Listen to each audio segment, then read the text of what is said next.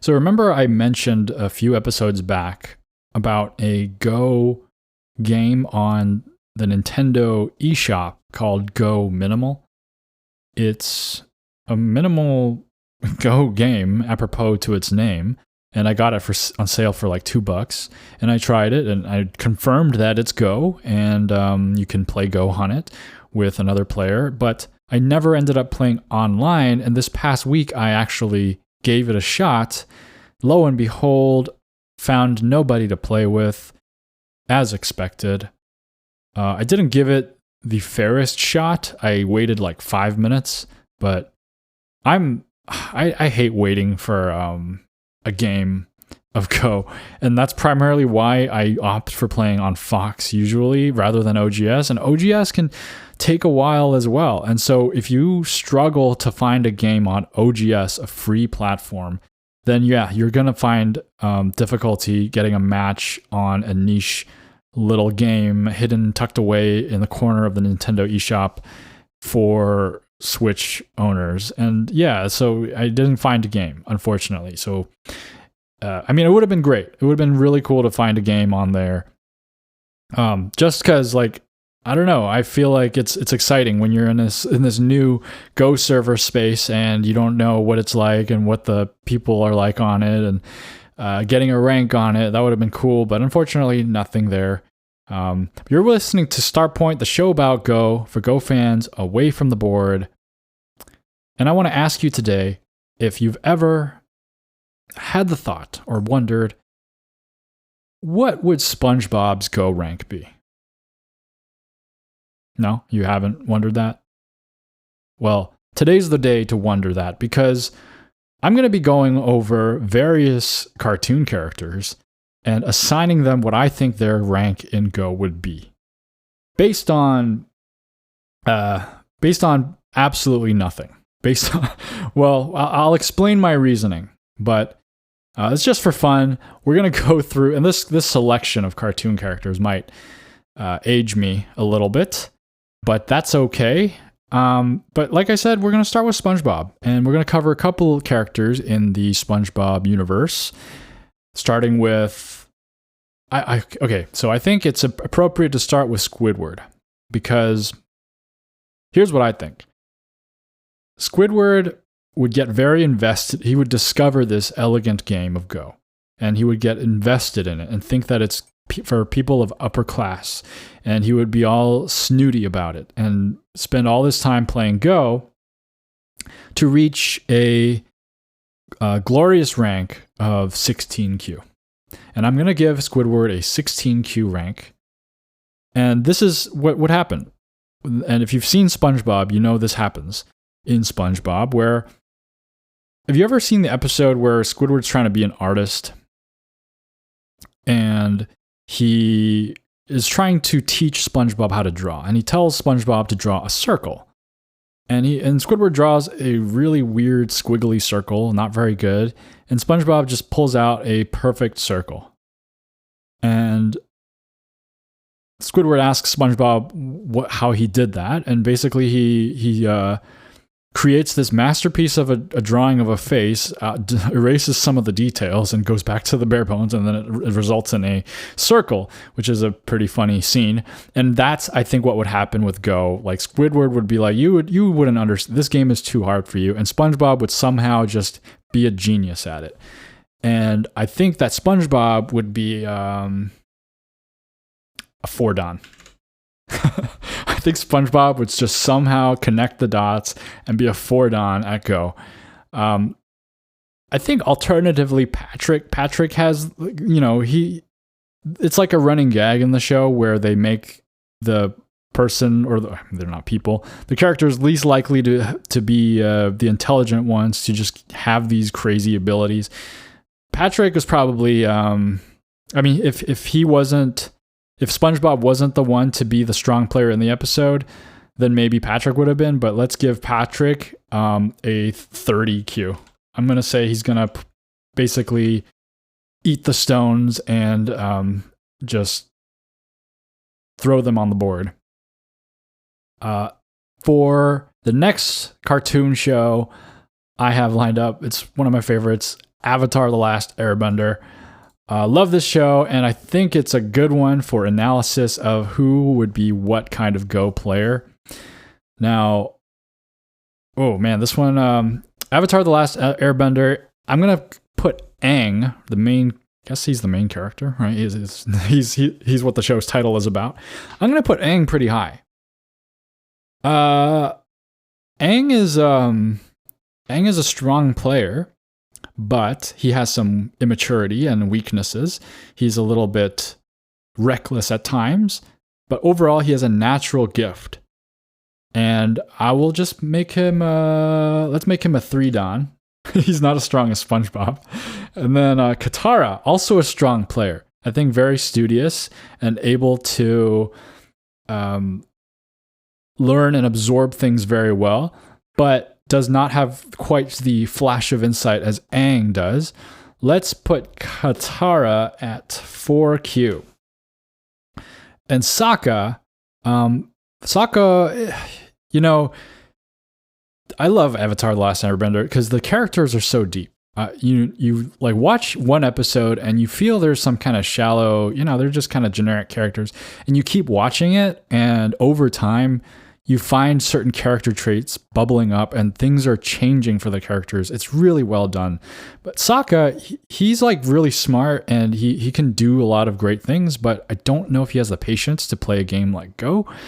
I think he would have a lot of potential with it if he applied himself, but I don't think he would get very far. Let's give Sokka a 14Q, a little better than Squidward. Toph the blind player. So this is pretty interesting. I think that Toph could actually play Go without a blind Go set because she could hear where the stones are placed. But the thing is, that's a challenge for her because she'd have to memorize all the positioning and stuff. I think, this is tough. I think she'd be better than Sokka, but not so great. Let's put her at 12Q. No offense, no offense to 12Qs. I'm not saying you're not great. You're wonderful. Zuko really is a strong player. I think he would be very determined to win, have a very big fighting spirit, but recklessness and greed and things like that would hold him back, making him hard stuck at 1 Dan. And then Uncle Iroh, this is the one I wanted to talk about. Uncle Iroh is just going to be like, what he plays, what's that game in an Avatar Pie show or something? I'm going to give him 8 Dan. Uncle Iroh is obviously going to be just so good. Let's see. What's the next one? Let's do... Okay, this one's a little bit different. Rugrats. You guys remember that show, Rugrats? The one with the babies? It's one of my favorite shows of all time as well, in addition to Avatar. The babies are all 30Q, honestly. Like, babies can't play Go. So Tommy, Chucky, Angelica, 30Q, Phil and Lil, 30Q, Dill, 30Q. Let's talk about a couple of the adults, maybe. Stu, Tommy's dad. I don't think that's a personality that's really suited for Go. I mean, anyone is suited for Go, but for Go aptitude, he's a very disorganized, frantic kind of guy. Doesn't really know. I mean, but he manages to cobble together these inventions, right? I'm gonna give him an 18Q. Aunt Dee Dee, Tommy's mom, will get. Oh, I think she would be better than Stu, and I will give her a 13Q. All right, that's enough Rugrats. Let's do some Adventure Time. Adventure Time is another one of my favorite shows. I guess I have a lot of favorite cartoons. Finn and Jake. So Finn and Jake. Now let's see. Finn would not be as good as Jake. Jake is like the, wise old dude who's contemplated things and had some life experience, but Finn, I don't know. I think he'd be kind of down the middle a bit. I'll give him a 15Q. I think he's a little more I don't know. I feel like I'm being generous with that now. I feel like maybe Finn is not going to be so good at Go. Let's demote him to 19Q. While Jake is an 8Q. 8Q for Jake. So some experience there. Has it as a little bit of a hobby. Not too serious though about it, right? He's a bit of a chill player. BMO. Oh, BMO is one of my favorite characters in Adventure Time. And BMO is a little Game Boy system, right? I mean, he looks like a Game Boy, or he or she looks like a Game Boy. So it's like a robot, but I don't think BMO has the full capabilities of Leela Zero or something on BMO. So I would say that maybe BMO would be around Jake's level. And I would give BMO... Let's make BMO and Jake have the same rank with 8Q. That's it for Adventure Time. And then next one, Teen Titans. So we're going to cover the main Teen Titans here, starting with Robin. Robin, obviously, very capable and competent character. Gonna give him a 2Q rank. I don't know why, just feel like it's a 2Q rank. Starfire, an emotionally intelligent person, but maybe not the best at Go. Let's give her a 17Q. Raven would be very strong, I think, for some reason. She would just have some kind of psychic connection to the stones, and she would be, oh man. Like, imagine Robin and Raven playing Go together. I don't know. I just think that she would be really strong. I'm going to give her a 3 Don.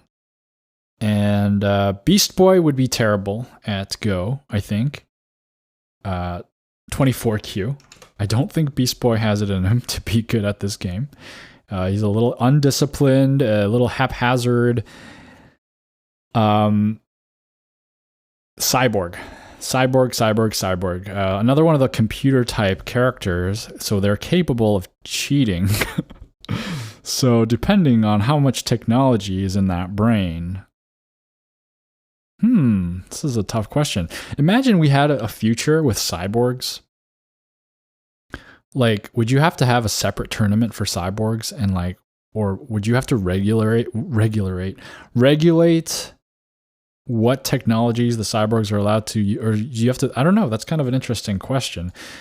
Especially if you've watched Alien, the show, or the movies, there are these cyborg type people, and there's like these hybrid type cyborg characters, and if they wanted to join a Go tournament, how would you treat that, right? That's kind of an interesting thing, or maybe they just wouldn't be interested in it because they just see all the answers all the time. I don't know. Anyway, getting sidetracked. Cyborg. Let's give Cyborg a... All right, let's say that Cyborg doesn't have the most optimized AI installed, but he will have a 2 Don rank from me. All right. The Simpsons. So this is like a common gag in these kind of shows where you have like the lunk of the group, like Homer Simpson or Spongebob is kind of a lunk character, and they just make them a genius for an episode of something. I think there's actually an episode on The Simpsons where Homer goes and is a good chess player of some sort. Man, no, there's no way Homer can be good at Go, right? Like, I can believe Homer being good at chess a little bit, because it's like you can get really far with pure calculation, and maybe he has this kind of ultra focus when he's playing chess. But Go, he can only get so far. I think that I'm going to have to say that for this particular interpretation of The Simpsons, Homer is not good at Go. Homer is a 29Q. He's slightly better than the babies. Marge, definitely decent at Go. Let's give her a 14Q. I think she has the patience for it. I don't think that she would spend a whole lot of time on it. Bart would not be good at Go, kind of like his father. Would be better than his father. So he would play Homer as a 25Q, win, and gloat about it. Lisa, the strongest so far. Lisa would reach 1Q. Lisa's very studious. I think I'm seeing that these very studious types of personalities, organized, level-headed, would be the stronger Go players. So I'm giving Lisa a 1Q rank, and Maggie, for some reason, Maggie is like a 2-Dan player. That's just gonna happen, right? They're gonna Maggie's for some reason like a genius at certain things. Family Guy. So we're going to go on a little bit of a adult comedy run. Same formula here, right? You see like Peter and Homer having a lot of similarities. Peter, I'm gonna give Peter a. Nah, Peter. Yeah, Peter's like Homer, but I think maybe Peter. Man, I don't know. I'm trying to think. Like, what would? I'm struggling here. I think that Peter. I want to give Peter weaker than Homer, but also the only rank weaker than Homer is 30Q. So I'm gonna bump Homer to 27Q, and then Peter will be 29Q. And Lois. I don't think Lois would be as strong as Marge for some reason. I think that Lois would be stronger than Peter.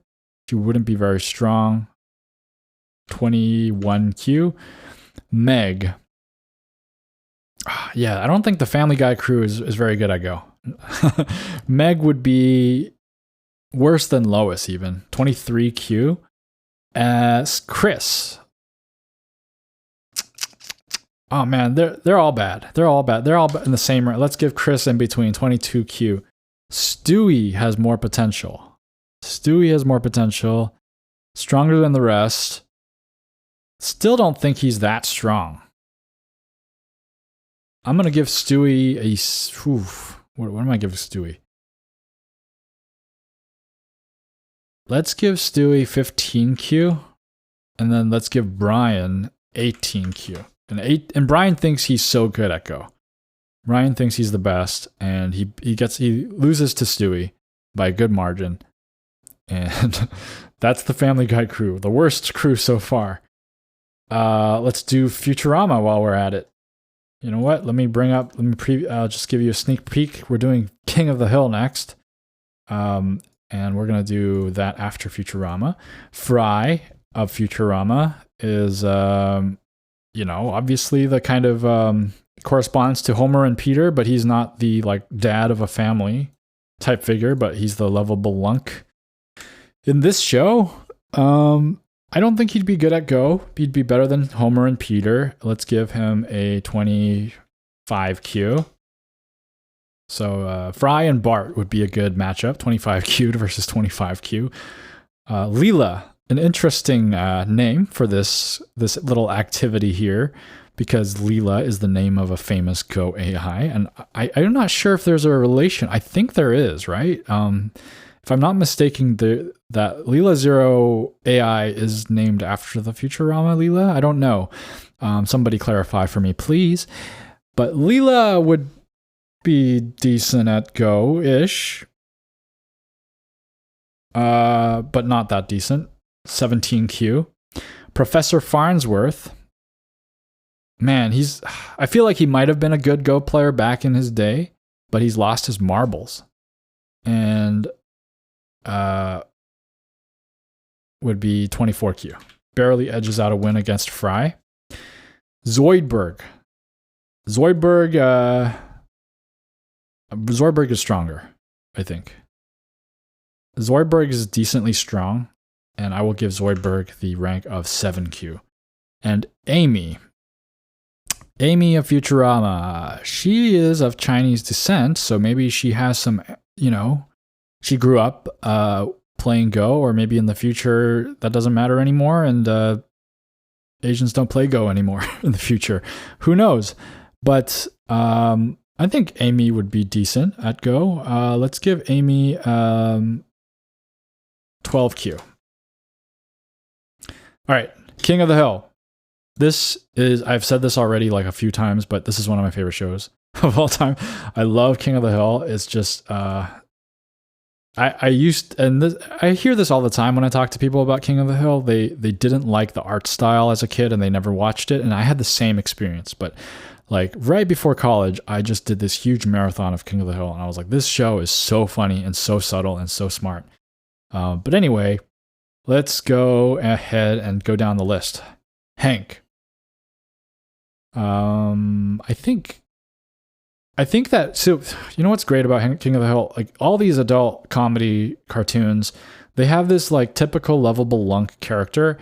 In King of the Hill, the normal lovable lunk role would be filled by Hank, but it's so different. Like he's not just like a silly dumb dad who doesn't know how to do anything. He definitely knows things. He just has like a very particular personality about things. I don't know. I just think it's really unique. Hank, let's see. What is Hank on the Go scale? I don't think he'd be very good at it. He'd get pretty mad about not being good at it pretty quickly. He's definitely better than a lot of the other characters that we've talked about so far. Let's give him a 15Q rank. And then Peggy. Ooh, Peggy might be good at it. I'm thinking about the Boggle episode where she just finds out she's crazy at Boggle. But would she be good at Go? I think she might be. Let's give Peggy a 10Q rank. Bobby won't be good at Go. I think Bobby would be you would be pretty bad at Go.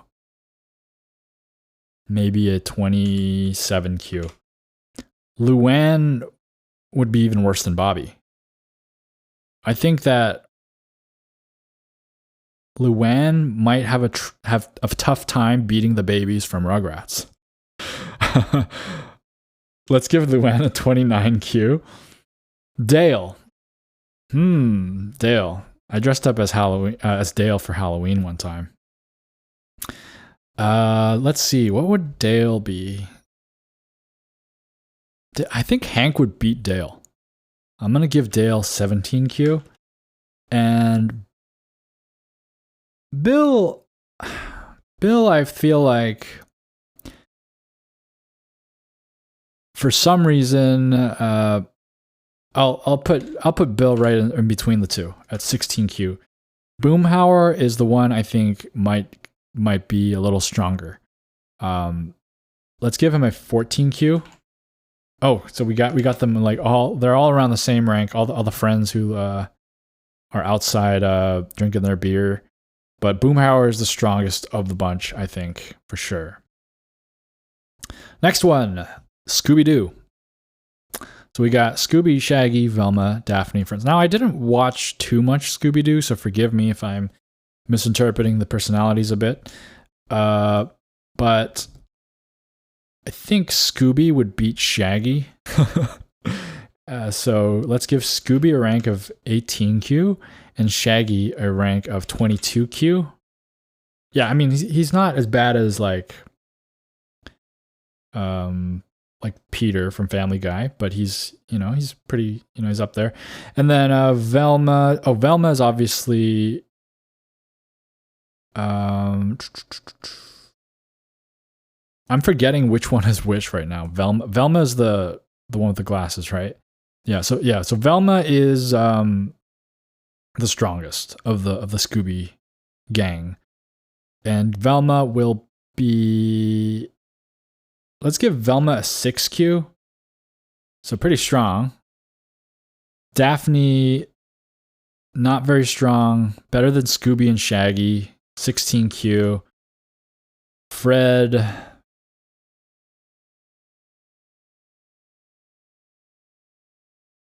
I don't know anything about Fred. I don't know anything about this guy's personality. What does he do? Let's give Fred a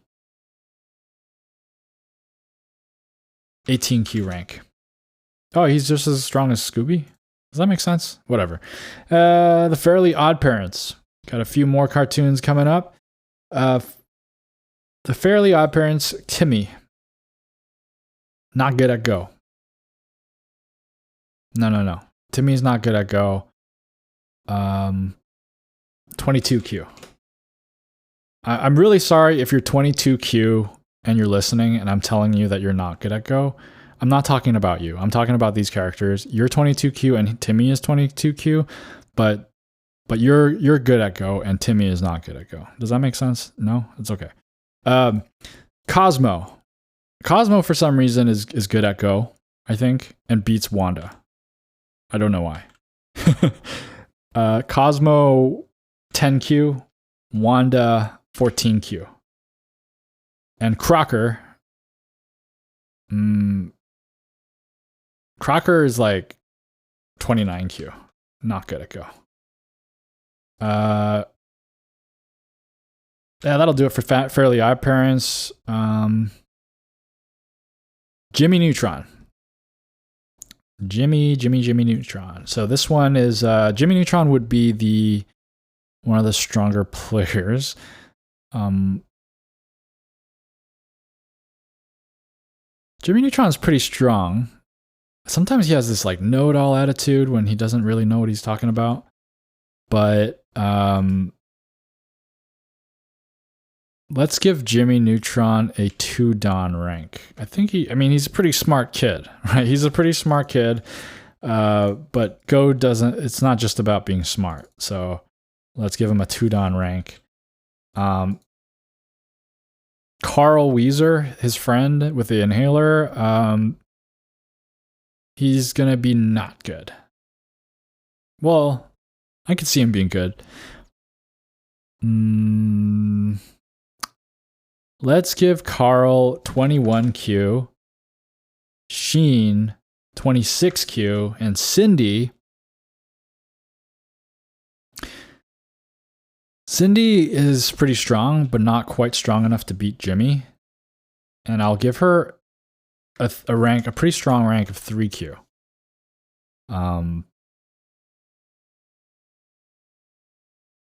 Yeah. Does this make any sense to you guys? Are you like nodding along, or are you just like, what is he talking about? We got a couple of cartoons left. Next one is the Looney Tunes. So we're going to start with Bugs Bunny. He's obviously great at Go. He's just got to come out on top at whatever he does. Let's give Bugs Bunny a 4 Dan rank. He's a strong player. Daffy Duck, 12Q. I don't know why. Daffy Duck's a 12Q. Porky Pig.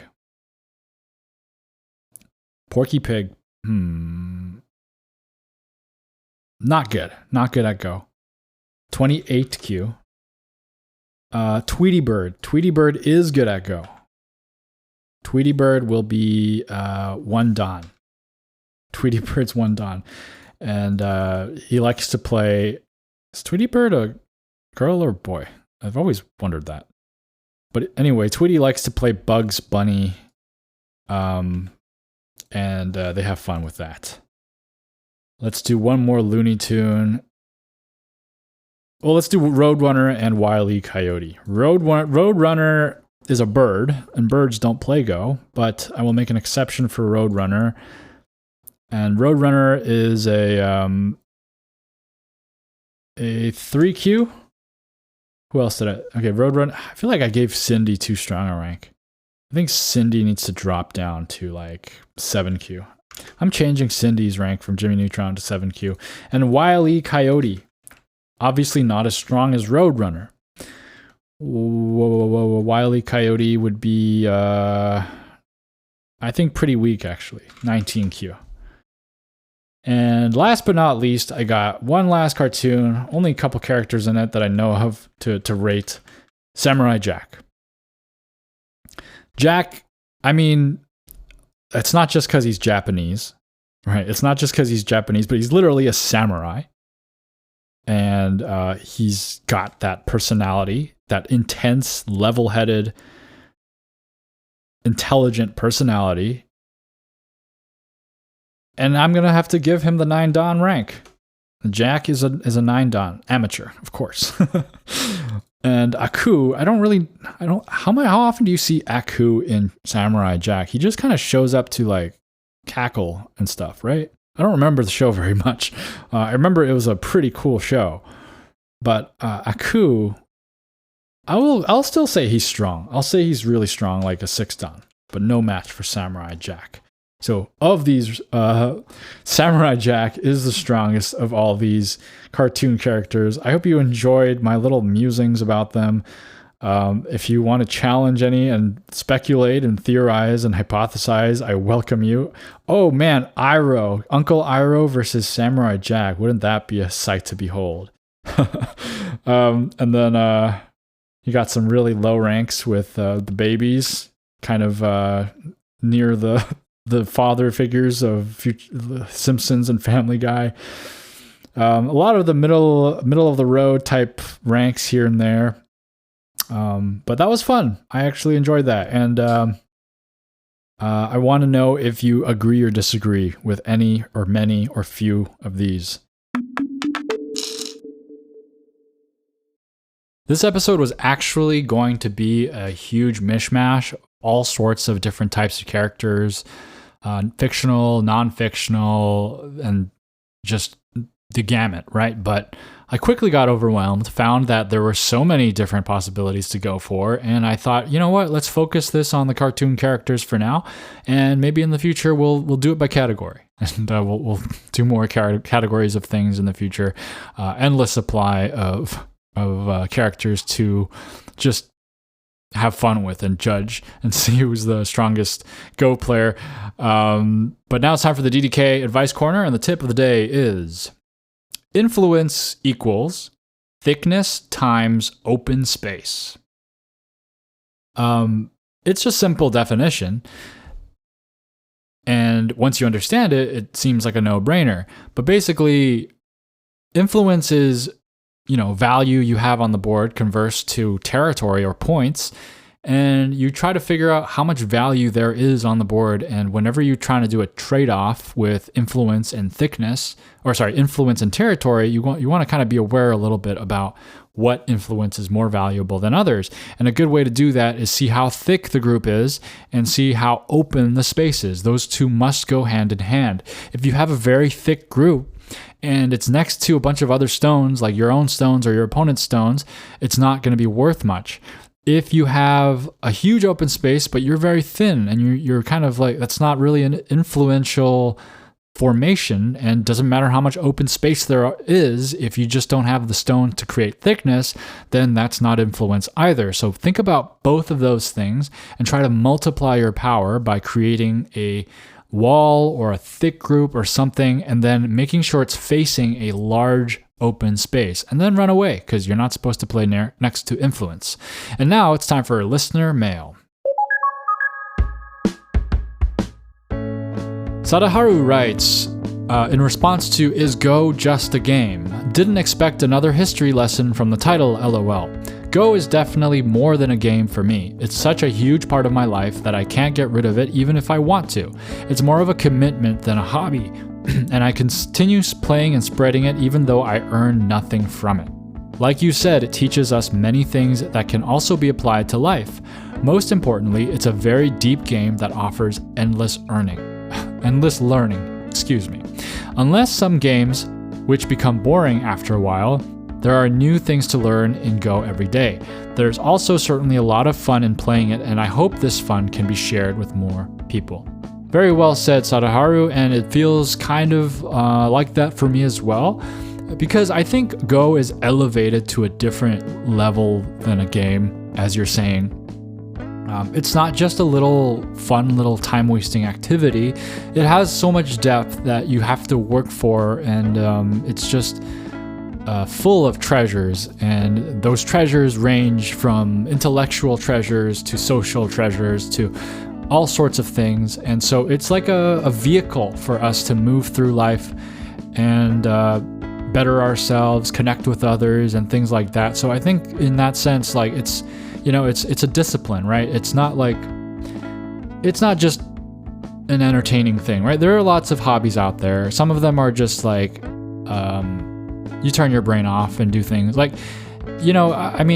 maybe turning your brain off is a little harsh, right? So let's think about like a hobby of, I really like movies, right? And some people might say that's not a hobby, but I think it is a hobby for a lot of people. If you're so into movies that you start researching directors and the different shot types and the ways of filming and how each director references other movies and things like that, then that's definitely a hobby. But it is like a consumption style hobby versus something like Go, or even like playing an instrument. You pick up an instrument, you really have to work towards it, and you have to spend time practicing and doing some maybe not so fun things in order to enjoy the hobby. And I think that's something that distinguishes Go from a lot of other things. And if you're playing it, even though it requires work to do, then I think that means more than a game to you. But anyway, thanks for sharing, Sadaharu, very well said. And then Vampire Guts 88 writes, Go is everything. That's also very well said. Thank you for writing in. Dion writes, somebody else has probably answered this already, but I'm a few episodes behind.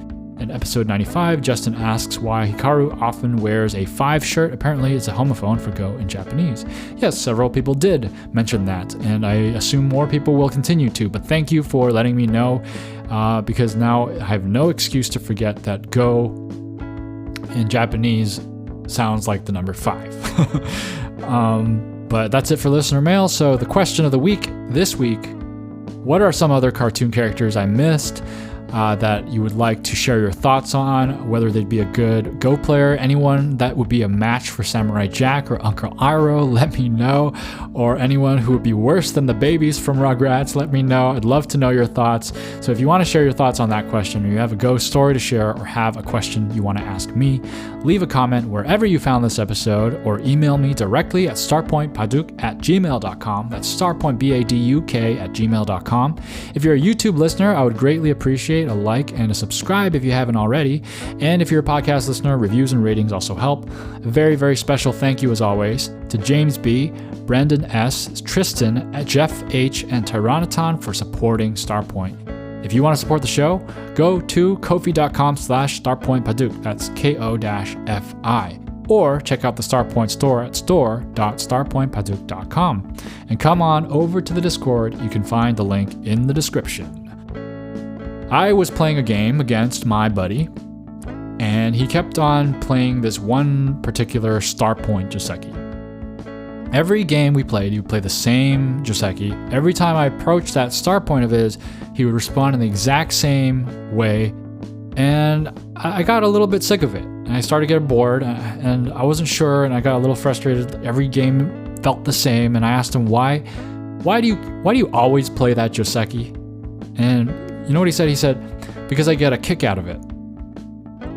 Thanks for listening. Keep playing Go.